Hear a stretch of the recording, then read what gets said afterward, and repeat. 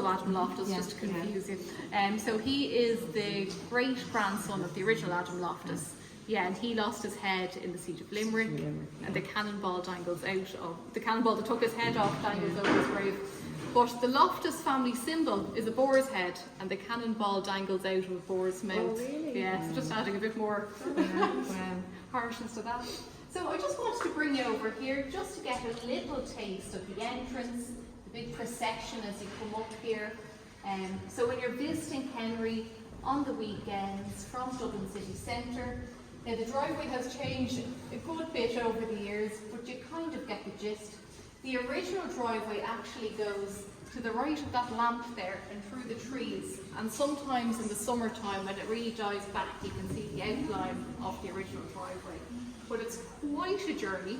So from the entrance of the castle down by the River Dodder, you're the guts of a half an hour, I'd say, in a horse and carriage by the time you get up here to the castle.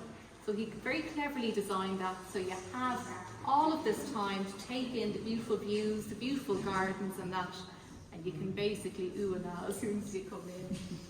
And then when Henry's doing up the house, he puts in this lovely stone portico out here made of Portland stone, and we've got two lions either side which are in good enough condition still, and these are Roman symbols of power, so really marking that entrance out here to the castle.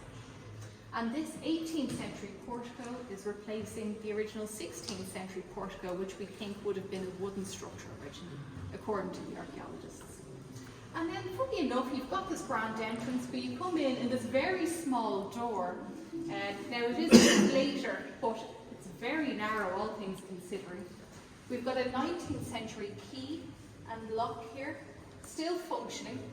We had two originally, but one magically disappeared, so that's why the chain is on it. And here we are then into the first room. Now just a few more things to point out before we move on. We've an original 18th century mirror here to balance out the light that's coming in from the door. There is argument to say that it's also used for the porter that would be sitting in the chair, that he could see who's coming up and down the driveway. But like CCTV in the 18th century, but it could be any function really. And then as well, not much in the way of furniture on this floor, because we've had to buy things back and because it's a relatively quiet site, we tend to have exhibitions on throughout the year, so we don't really kit it all out for furniture, just in case we're getting damaged. But we've got a nice table over here, which is a 19th century tabletop, 18th century base, and we have a mock marble fireplace over there, which is 19th century and is made of wood. So it looks the part. And then the windows, which are probably the most striking feature in this room, and because it's such a plain room, very toned down, very simple, these windows really stick out. So when the sun beams through then in the late afternoon, early evening, you get a kaleidoscope of colours in here. So these windows were done by a Huguenot artist called Thomas Gervais, born in Dublin.